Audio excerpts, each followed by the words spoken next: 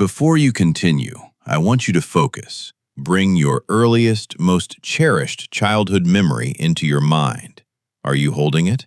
Now, prepare yourself, because that specific memory is almost certainly fake. Whether it's your first word or the terrifyingly vivid timeline that started at year zero, the simple reality is that your brain doesn't just forget those years. It aggressively deleted them to make you who you are today. This isn't an opinion. If you try to recover those years, you find nothing, and scientists call this void infantile amnesia. For over 100 years, nobody knew why this happened. In 1905, Sigmund Freud claimed that babies actually have too much emotion, and their brain represses those early experiences because they are traumatic to our conscious mind. This was the dominant theory for decades, but it was completely wrong. The breakthrough finally came, not by examining adults, but by examining the babies themselves. In 1989, researchers at Rutgers University designed a legendary experiment to test what babies actually remember. They took a 2-month-old infant and placed it in a crib under a hanging mobile of stars. The baby could see the mobile, but it couldn't affect it. Then, the scientists introduced the mechanism. They tied a long red ribbon to the baby's foot and connected the other end to the mobile. Every time the baby kicked its leg, the mobile would shake and dance, and the baby would smile. In less than an hour, the 2-month-old brain successfully mapped cause and effect. Kicking equals entertainment. Then they removed the ribbon, and the baby forgot about the mobile. But weeks later, they brought the same baby back to the exact same crib. And even though there was no ribbon on its leg, the baby looked at the mobile, and it started to kick immediately. They repeated this test, proving that as babies grow, their memories last longer. By age 6 months, they could hold a memory for 3 full weeks. This was critical proof that a baby's brain is hitting the record button from day one. The brain is fully operational. So if the raw data is being recorded and saved, why did it fail to transfer to your adult life? Why, when you look back into that specific crib, do you find absolutely nothing?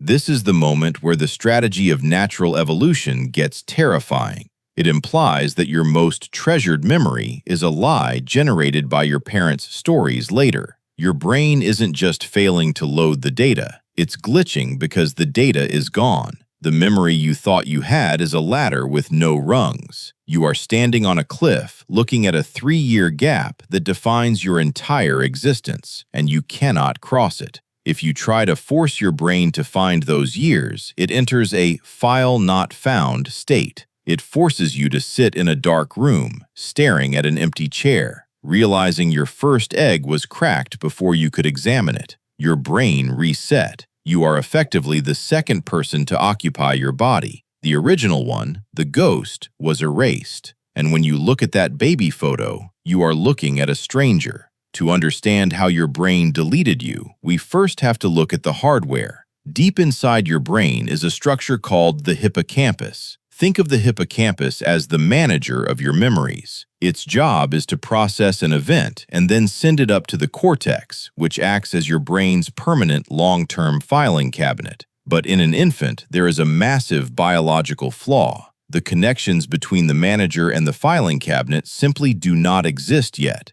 The wiring is incomplete. It is physically impossible for the signal to bridge the gap. In an adult, a memory is securely transferred and locked away. In a baby, the memory is formed, but it has nowhere to be stored. It simply fades into the void. But researchers quickly realized this incomplete wiring didn't explain everything, because what happens next is actively destructive. From the moment you are born, your brain is in a state of hypergrowth. It is rapidly trying to adapt to the outside world. To do this, it begins producing millions upon millions of brand new brain cells. This biological explosion is called neurogenesis. It is the fastest rate of brain growth you will ever experience in your life, and it comes with a devastating side effect. As these new neurons forcefully push their way into the brain's architecture, they physically rip apart the existing circuitry. Your infant brain was a brutal construction site. It violently tore down the old walls to make room for the new ones. In 2014, scientists at a lab in Toronto proved exactly how ruthless this process is. They took adult mice and placed them into a maze. The mice had to learn and memorize the specific path to find a reward.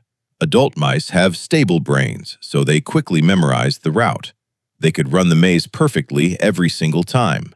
The memory was securely locked in their adult cortex. Then, the scientists did something incredible. They artificially stimulated the adult mice to rapidly grow new brain cells.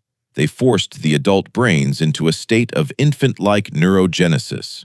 The result was instantaneous. When they put the adult mice back into the exact same maze, the mice were completely lost.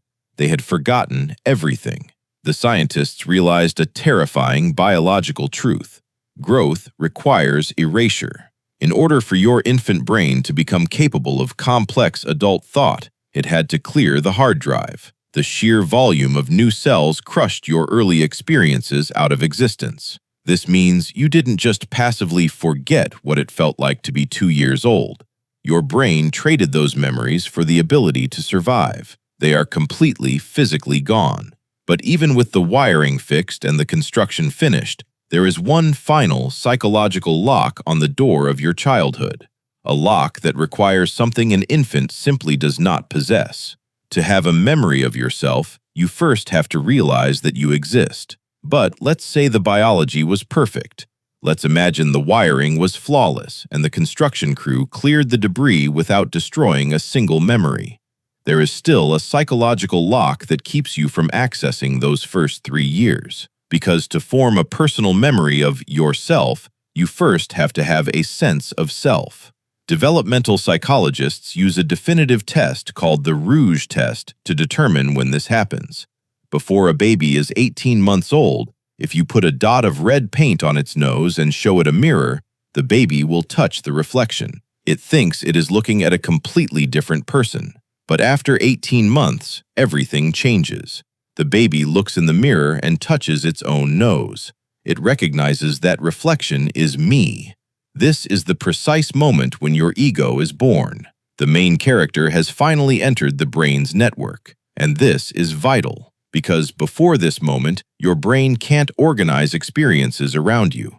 It can't process that an experience happened to me. Think about it. Your adult memories all have a sense of self at their core. You were there. An infant is physically unable to anchor experiences. Without a main character to hang the plot on, there is no story. Your first self was erased before it even knew it existed. But then comes the final, irreversible eraser of your childhood: language. A baby's world before language is just an explosive sensory overload of noise, smell, and color. It is raw, unorganized data pouring out of a tipped-over bucket onto the floor. But once you start learning words, everything is classified. This is a dog. This is a tree. Words are the skeleton that holds your life together. Language allows your brain to organize experiences into a narrative structure, a coherent story with a timeline, a location, and characters. This narrative structure is what gives memory its permanence. We know this because of studies by institutions like Cornell University, which compared first memory onset across cultures. They found a significant cultural divide. Maori cultures in New Zealand, for example, place a massive emphasis on a child's family history and genealogy through complex oral stories. Maori adults can often remember events back to age 2.5, a full year earlier than average. Their culture uses language as a strong tool to help build their memory skeleton early. But when they looked at Western cultures compared to East Asian cultures, they found that Western adults, like from the US, remember back to age 3.5, while East Asian adults often cannot remember anything before age 4. This perfectly aligns with language focus. Western cultures prioritize language about the individual and personal achievement, while East Asian cultures place more linguistic emphasis on the collective or the community. Your brain can only prioritize the personal memories that your language helps you value. Language provides the solid bucket to hold the sensory water. So that memory you thought you had, it likely didn't survive.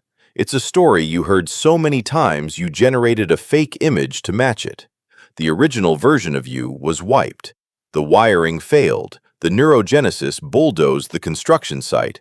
The first person was erased, and you don't even remember that they existed. And this is the truly unsettling reality. You are effectively the second person to occupy your body. The ghost was cleared out so you could have a life. It raises an uncomfortable question about identity itself. How do you know that the you sitting in your body today is the original version? You can't confirm. The evidence was destroyed. And when you look at that photo, you have to wonder, who was that baby? If your memory is all that defines your history, then that stranger is as relevant to your life as a completely different person. You aren't just forgetting your childhood. You are living in the aftermath of its deletion, leaving one last question. If we are entirely fake, what are you holding on to?